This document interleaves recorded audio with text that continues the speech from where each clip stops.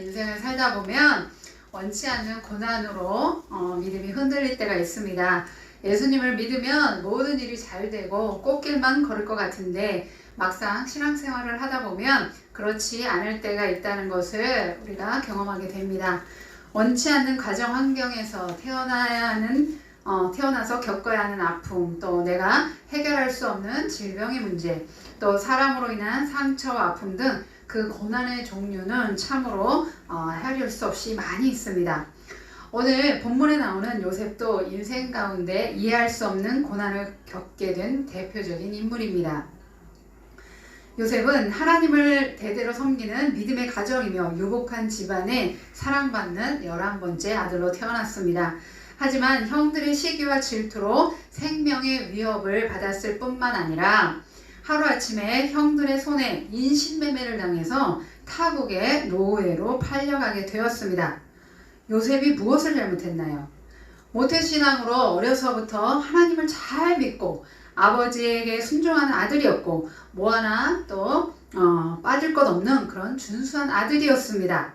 그런 요셉에게 닥친 시련은 우리가 가히 상상조차 힘든 일이었습니다. 그런데 성경은 이상한 말을 합니다. 2절에 보면 여호와께서 요셉과 함께 하심으로 그가 형통한 자가 되어 그의 주인 애굽 사람의 집에 있으니 라고 말하고 있다는 것입니다. 우리야 이제 다 알고 있잖아요. 요셉이 어떻게 될 것인지. 비록 팔려갔지만 그래 요셉아 실망하지 마. 앞으로 좋은 일이 있을 거야. 우리 다 알고 있어요. 하지만 이게 우리는 알아서 그렇지만 세상 사람들이 요셉에 대해서 알지 못하는 사람들이 만약에 이것을 본다면 정말 이해할 수 없는 것이죠. 예? 아니 지금 팔려가지고 지금 막 미국 땅에 갔는데 이게 어떻게 무슨 형통한 일입니까? 하나님이 함께 한다면 어떻게 이런 일이 생길 수가 없습니다. 없습니까? 아니 불법적으로 해외로 인신매매를 당해가지고 말도 안 통하는 나라에 가서 하루아침에 노예 생활을 하고 있는데 형통한 자라니요. 그런데도 이런 우리의 생각과 달리 성경은 형통한 자라고 말씀하고 있다는 것입니다. 그 이유는 무엇일까요? 바로 하나님이 요셉과 함께 하셨기 때문입니다. 할렐루야. 아멘. 하나님이 함께 하셨다는 표현은 사실 여기만 나오는 게 아니에요. 요셉의 아버지인 야곱과 또 할아버지 누구죠? 이삭. 그 할아버지 또 누구죠? 예, 지금 긴장해서 말을 못하는 거죠. 예. 요셉의 아버지인 야곱과 할아버지였던 이삭 그리고 아브라함에게까지 이어지는 것입니다. 그래서 함께 하셨다라는 말은 앞으로 일어나게 될 일들에 대한 시그널이라고 할 수 있습니다. 뭐 시그널 하니까 예전에 무슨 드라마도 있었더라고요. 근데 이제 그 시그널이 아니고요. 시그널은 어떤 일이 있거나 또 있을 것이라는 이런 신호를 뜻한다고 그래요. 그러면 요셉에게 있어서 함께 하셨다라는 말씀은 과연 어떤 시그널, 어떤 것을 표현하는 것일까요? 그것은 창세기 50장 20절에서 알 수 있습니다. 당신들은 나를 해하려 하였으나 하나님은 그것을 선으로 바꾸사 오늘과 같이 많은 백성의 생명을 구원하게 하시려 하셨나이다. 아멘. 자, 바로 요셉을 통하여 이제 전 세계적인 기근이 닥치게 되죠. 그 기근을 대비하여 많은 백성들의 그런 생명을 구하게 될 뿐만 아니라 큰 민족을 이루어 주겠다고 했던 그 아브라함에게 하셨던 그 약속의 말씀이 지금 그 자손들을 통해서 순조롭게 아주 잘 진행이 되고 있다라는 그런 시그널인 것입니다. 이런 시그널은 요셉이 고난을 당할 때마다 나타납니다. 자신이 충성되이 섬기던 보디발 장군의 아내가 성적으로 유혹을 하죠. 그런데 그것을 뿌리친 대가로 억울하게 옥살이를 하게 될 때도 요셉의 말씀에 나타납니다. 창세기 39장 21절에 여호와께서 요셉과 함께 하시고 그리고 또 23절 보면 또 여호와께서 요셉과 함께 하시고 이렇게 고난을 당하고 어려움을 당할 때 오히려 더 자주 등장하는 것을 볼 수가 있습니다. 이 말씀을 통해서 하나님께서는 믿음의 자녀인 우리들에게 하나님의 선하신 뜻을 이루기 위해서 때때로 우리가 이해할 수 없는 고난의 길을 허락하신다는 것을 알 수가 있는 것입니다. 또한 고난을 통해 요셉을 연단하셨듯이 우리를 연단하신다는 것입니다. 그런데 주의할 것은 우리가 어떤 잘못을 해서 받는 고난과 또 연단의 목적으로 하나님이 주시는 고난은 분명히 다르다는 것입니다. 연단은 우리의 믿음을 성숙시켜서 하나님의 자녀로 또한 예수님의 제자로서의 삶을 살도록 인도해 주시는 것입니다. 우리 그리스도인들이 받는 연단의 시간은 그리 녹록지가 않은 과정입니다. 요셉은 창세기 40장 15절에 보면 나는 히브리 땅에서 끌려온 자요 여기서도 옥에 갇힐 일은 행하지 아니하였나이다 라고 하였듯이 여기 말씀에 보면은 억울한 마음이 좀 느껴지시나요? 예? 히브리 땅에서 끌려온 거. 이 단순하게 이렇게 말을 하고 있지만 사실 이 말 안에는 그게 있잖아요. 형들한테 그 죽을 뻔 당하고 구덩이에 던져졌다가 가까스로 살아났다 했더니 이집트로다가 이렇게 팔려오게 된 거잖아요. 또 그것을 말하고 있고 여기서도 여기가 어딥니까? 지금 자기가 섬기던 그 보디발 장군의 아내, 사모님이지. 사모님이 자기를 유혹을 해가지고 난 그거 거절했는데 난 오히려 정직하게 했음에도 불구하고 나 지금 억울하게 옥살이를 지금 내가 하고 있다. 정말 이 한 구절이지만 이 말에는 자신이 억울하게 애굽에 끌려오게 되었고 또 부당하게 감옥에 갇히게 되어 억울한 마음이 있다는 것을 우리가 알 수 있습니다. 또 감옥에서 나중에 무슨 일 있죠? 술 맡은 관원장과 떡 맡은 관원장의 꿈을 해석해 주었지만 이제 그들의 약속을 받았잖아요. 내가 나가면은 너에 대해서 얘기를 해서 너의 억울한 것을 풀어주마 이렇게 철석하게 약속을 했는데 그것을 이제 잊어버리죠. 나간과 동시에. 그래서 감옥에서 풀려나고 싶은 요셉의 그 소망과 기도는 2년 동안이나 응답받지 못한 채로 살아야 하는 시간을 가져야 했습니다. 이런 연단의 예는 요셉 말고도 성경에 많이 있는데요. 우리가 아는 욥의 경우는 이해할 수 없는 사단의 시험으로 가운데 이렇게 말씀하죠. 우리 같이 한번 읽어볼까요?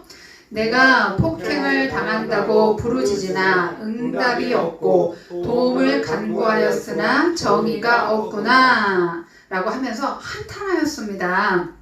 이해할 수가 없다라는 것이죠.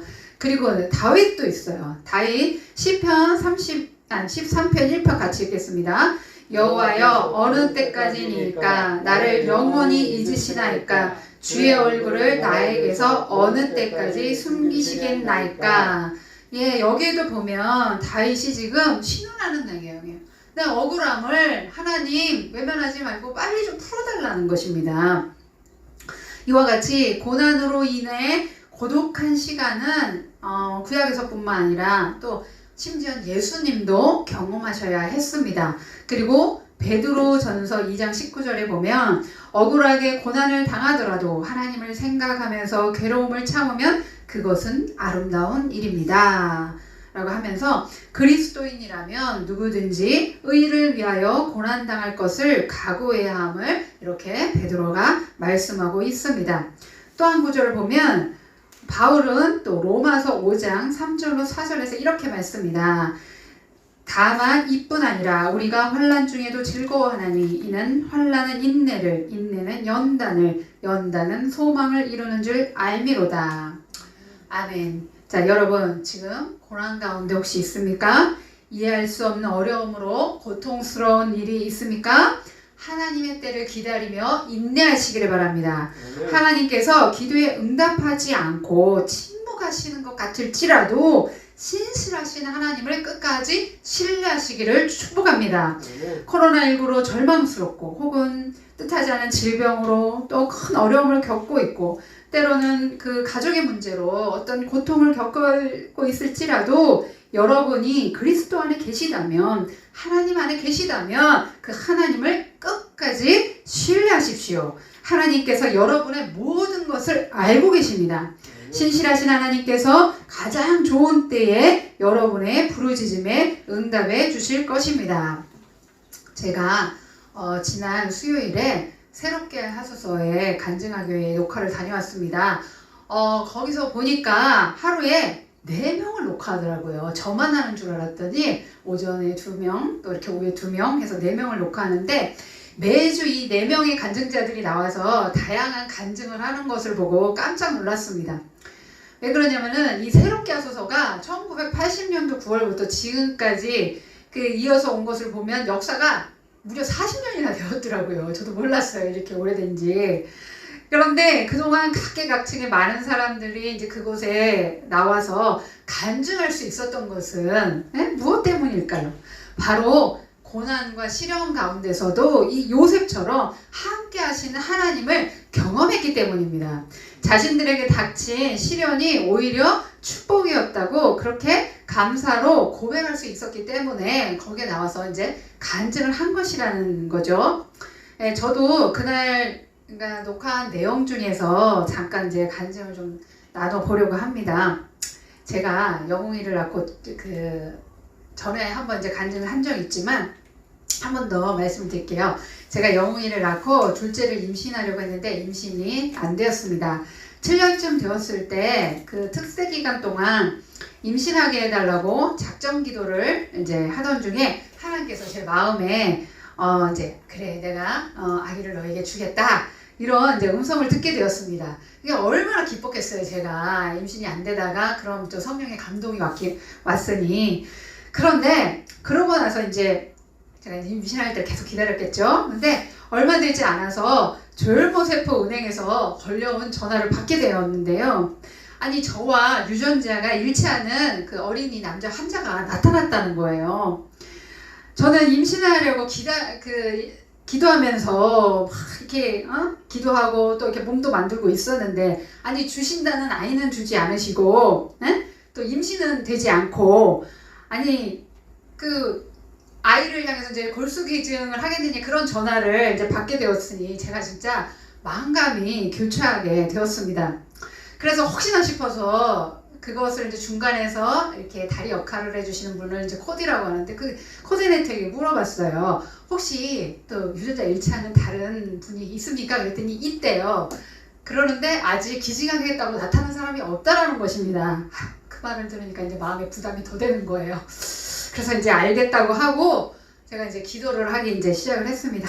그런데 그때 이제 몸도 약하고 임신도 이제 기다리고 있는 상황이어서 너무 고민이 되는 거예요. 어쨌든 수술을 하려면은 임신을 할 수가 없잖아요. 그랬는데 이제 기도를 그렇게 하고 있는데 제 마음 가운데 또 이게 감동이 오는 거예요. 이렇게 뭐라고 하냐면은 그래 딸아 내가 주겠다고 약속했던 그 아이가 바로 이 아이다. 이런 마음이 제 마음에 이제 오는 거예요. 이 감동이 왔을 때 기도하다가 얼마나 섭섭했는지 하나님께 섭섭하고 또 한편은 우리 영웅이도 그때 기도를 많이 했었어요. 우리 영웅이도 기도하고 또 우리 함께 열심히 봉사하는 우리 선생님들 같이 막 이제 임신하게 해달라고 같이 막 기도를 하고 있었는데 제 마음이 이제 너무 하나님 앞에 서운한 마음이 막 든 거예요. 그리고 영웅이한테도 너무 미안하고 그래서 제가 이 기도할 당시 둘째를 어느 정도 갖고 싶었냐면은 요번에 이제 우연히 발견을 하게 됐어요. 제가 써놓은 편지가 있더라고요. 하나님이 이제 둘째를 주실 것을 믿고 이미 태어날 아기 이제 하나님이 이제 주신다고 약속을 했으니까 태어날 아기를 부르면서 써놓은 편지를 제가 우연히 이제 요번에 발견하게 됐어요. 2005년도 9월 24일 토요일에 쓴 그 내용 중에서 제가 조금만 읽어드릴게요. 둘째, 사랑하는 내 아기야, 네가 지금은 보이지 않고 만질 수도 없고 이 세상에 없지만 이 엄마는 하나님께서 너를 조만간 만날 수 있도록 축복하여 주시리라 믿는다. 가까운 그날에 우리 만나자꾸나. 사랑한다, 둘째 아가야.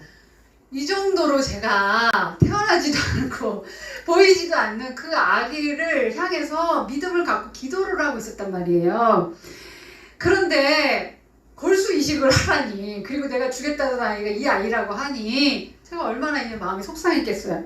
그냥 기도하다가 막 펑펑 울고 마음을 이제 다 잡아먹었습니다. 그리고 하나님, 그 아이가 누군지는 모르겠지만 제 자식으로 정말 이제 입양을 하겠습니다. 제 마음으로. 그러고서는 입양을 시키는 마음으로 이제 골수기증하는 절차를 준비하게 됐습니다. 이제 그때가 제가 이제 32살이었습니다. 그리고 이제 2007년 1월에 이제 드디어 이제 골수 이식 수술을 하게 되었는데요. 그 고통이 얼마나 컸는지 저는 사실 그때 이제 영웅이 이미 나봤잖아요. 그러니까 뭐 설마 뭐 아파도 애 낳는 것만큼 아프겠어. 내가 자연분방도 했는데 이런 마음이 있었어요.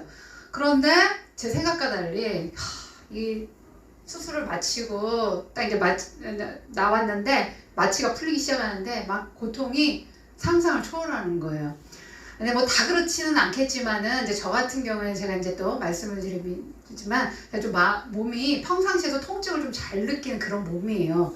그리고 또 몸도 약하고 또 지혈도 평상시에도 지혈도 잘 안 되는 그런 타입이었습니다.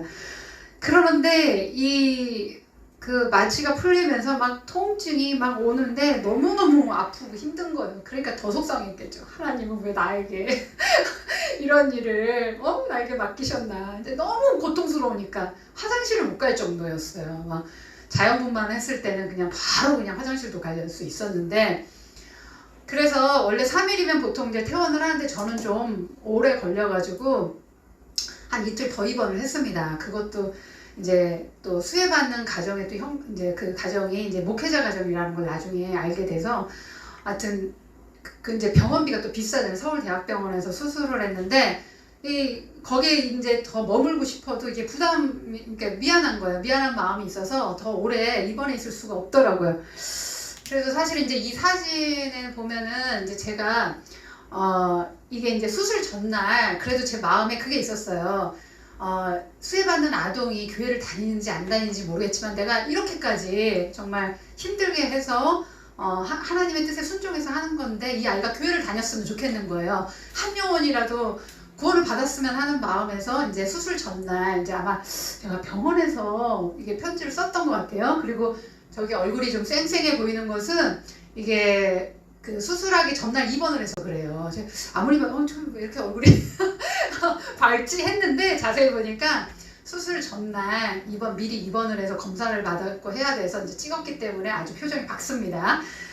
하여튼 그래서 이제 그 수술을 이제 마쳤습니다. 그 마치고 나서 이제 나중에 그 수혜받은 아이 어머니한테 이제 한 달 후에 편지가 왔는데 그렇게 개척하신 지 2년 된 목사님의 그런 자녀다라는 것을 알고 나서 또 한 번 마음에 감동이 왔고 하나님께서 나를 통하여서 또 이렇게 목회하시는 가운데 힘을 드리고 또 그 아이의 생명을 이렇게 어쨌든 연장하고 하는데 나를 사용하셨구나, 살리는데 사용하셨구나, 거기에서 이제 큰 보람과 또 감동을 받게 됐습니다. 어쨌든 이제는 그 아기 낳을 마음을 이제 포기를 했어요. 그동안 뭐 7년 넘게 아기가 안 생겼는데 뭐 이렇게 되었는데 아이가 뭐 생길까, 둘째가 생긴다라는 생각은 하지 않고 있던 차에 1년 후에 하나님이 이제 신학교에 가라는 그런 부름을 제가 받게 됐습니다. 그리고 이제 신학교에 들어가서 한 1년 정도 이제 공부를 마쳐갈 중이었는데 그때 이제 우리 주연이가 임신된 거예요. 정말 이건 기적이었어요. 그때는 뭐 몸이 더 안 좋았거든요. 그래서 그 기중 수술을 하고 2년 후에 이제 우리 주연이를 임신하고 이렇게 이제 10년 만에 아이를 낳게 되었습니다. 그래서 이제 우리 주연이가 태어나서 얼마나 기쁘고 감사했겠어요. 이제 내 평생에 이제 자녀는 하나밖에 없을 거라고 생각을 했는데, 그러면서 또 간혹 가다가 이제 제가 골수 이식을 해 주었던 그 기증하였던 그 아이가 수혜받은 아이가 잘 자라기를 마음속으로 기도하고 생각날 때마다 기도했고, 이제 최근 이제 유튜브를 하게 되면서 또 이 아이가 있으면 한번 좀 잘 자랐다면 좀 만나고 싶다라는 그런 마음의 소원을 좀 가지고 있었습니다. 자, 그렇게 이제 15년이라는 시간이 흘렀고, 이제 지난 수요일에 새롭게 하셔서 이제 간증을 하러 가게 됐습니다. 그런데 이제 이거 간증하는 것도 해보니까 쉽지가 않더라고요. 보는 거는 뭐든지 쉬워요. 그죠? 남들이 해놓은 거 보는 거는 쉬운데, 이제 제가 그 간증하는 그 시간들을 준비하면서, 이게 체력적으로도 힘들고, 마음에 이제 이게 긴장과 부담이 많이 오더라고요. 그래서 녹화로 가면서 이걸 내가 괜히 한다고 했나, 이제 그런 마음이 이제 좀 들 정도로 긴장되고 이제 부담이 있었습니다. 그래도 이제 어떻게 녹화를 잘 마치고 내려오는데 갑자기 이제 스태프분들이 이게 표정이 막 상기가 된 거예요. 그러면서 이제 옹성옹성거리시면서 저를 추천했던 우리 작가분이 있었는데 그분이 이제 막 눈물을 흘리더라고요. 그래서 이게 무슨 일인가 싶었는데 저를 집에 이제 못 가게 하고 부르더라고요. 그리고 이제 스태프들과 함께 이렇게 둘러 앉아서 천천히 이제 저에게 있었던 일을 얘기를 해주는 거예요.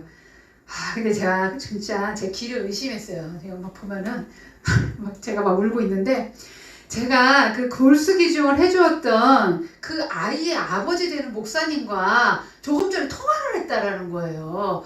이게 무슨 라이브 방송도 아닌데 생방도 아닌데 통화를 했다는 거예요. 그래서 저는 설마 이게 잘못 착각하셨겠지 이제 그렇게 생각을 했어요. 그러는데 이 15년 전 골수기증을 해준 영웅이 엄마를 찾고 있는 분이라고 하면서 영웅이가 있잖아요. 영웅이라는 이름을 얘기를 하시더라고요. 그래서 영웅이 엄마를 찾고 있는 분이라면서 제가 그 당시 환자 그 아이에게 아까 써준 편지 있잖아요. 그 편지를 사진을 찍어가지고 그 작가한테 보내준 거예요. 내가 이 편지를 써준 이 영웅이 엄마를 찾고 있다고. 그 얘기를 듣는데 놀라서 제가 말이 안 나오고 정말 눈물이 막 쉴 새 없이 흐르더라고요. 알고 보니까 이 아이의 아버지 목사님이 그 자신의 아들을 살려주었다라는 그 고마운 마음에 이 목사님이 15년간 어디 이제 부흥 집회나 이런 집회를 갈 때마다 그 자신이 일어났던 일들, 골수기증 가정과 그리고 이제 또 저의 편지를 가지고 다니면서 이분을 만나고 싶다. 우리 아이에게 골수를 이식해준 이 어머니를 만나고 싶다. 그러면서 막 찾아다니셨다라는 거예요. 그래서 그 15년 동안 이제 노력을 했지만 이제 찾을 길이 없으니까 이제 마침 CBS에 그 인연이 있는 이제 친구 목사님이 계셨나 봐요. 그래서 그 목사님에게 부탁을 했고 이 사연을 얘기하면서 부탁을 했고 친구 목사님의 이제 소개로 새롭게 하소서 그 작가가 이제 바로 저를 추천했던 그 작가한테 동일한 작가에게 전화를 했던 거예요. 기가 막히죠? 그런데 그 작가님이 이제 통화하던 그 시간이 뭐냐면은 바로 제가 녹화하고 있으면서 골수기증 우리 영웅이 이름을 얘기하면서 말하고 있던 그 시간에 그 작가하고 그 수혜받았던 그 목사님하고 통화를 했던 거야. 그러니까 이 작가님이 놀란 거죠. 가만히 있어봐. 내가 지금 이 사연을 듣고 있는데 방금 그 이름 납설지가 않은 거예요. 그리고 사연이 너무 똑같은 거예요. 그래가지고 다시 이제 대본이랑 확인을 해보니까 제가 맞는 거였죠. 그래서 그 중간에서 역할을 했던 그 작가님이 제일 먼저 놀라셨고, 어떻게 세상에 이런 일이 있을 수 있는가. 15년간 그렇게 찾아 헤맸는데 못 찾던 그분을 어떻게 여기 그 현장에 지금 녹화를 하고 있고 녹화하고 그 사연을 간증하고 있는 그 시간에 또 그 목사님이 전화가 올 수가 있는가. 이거는 진짜 말로 설명이 안 되는 거예요. 여러분 이게 얼마나 놀랍고 기가 막힌 일입니까? 하나님께서 함께하지 않고는 일어날 수가 없는 일인 것입니다. 저는 이 소식을 듣고 15년 전 일이 떠올라서 정말 눈물이 주체할 수 없이 흘렀습니다. 여러분 15년 전 개척교회를 시작한 목사님이 어린 아들에게 이 백혈병이 걸렸을 때 얼마나 기가 막혔겠습니까? 소명받아 교회를 세우겠다는데 아니 하나님이 도와주셔도 시원찮을 판국에 자녀가 병에 걸려서 지금 생사의 갈림길에 놓이는 것을 보게 되었을 때 하나님의 뜻을 어떻게 이해할 수가 있었겠습니까?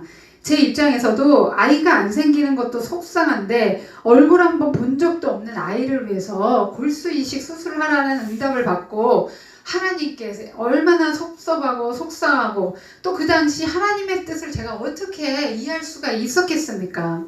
하지만 이렇게 15년이 지난 오늘에야 요셉에게 함께 하셨던 하나님이 저희 두 목회자의 가정에도 함께 하셔서 얼마나 아름답고 많은 사람들에게 감동을 주고 또 하나님께서 하시는 일에 대해서 우리가 놀라워하고 그 영광을 돌릴 수 있게 되었다라는 것입니다. 할렐루야. 요셉에게 그렇게 하셨듯이 앞으로 우리 두 목회자의 그 교회를 통해서 하나님께서 큰 영광을 받으실 줄로 믿습니다. 제 말씀을 정리하겠습니다. 인생에서 우리는 다양한 고난과 시련을 겪게 됩니다. 하지만 우리 그리스도인들은 함께 하시는 하나님으로 인해 고난은 저주가 아닌 연단과 축복의 통로가 되는 것입니다. 그러므로 그 과정이 비록 길고 또 이해할 수가 없고 또 힘든 시간일지라도 하나님을 신뢰함으로 잘 견뎌나가야 하겠습니다. 그리하여 하나님의 자녀로 그리스도 예수의 제자로 아름답게 빚어져가는 저와 여러분이 되시기를 주의 이름으로 축복합니다. 아멘.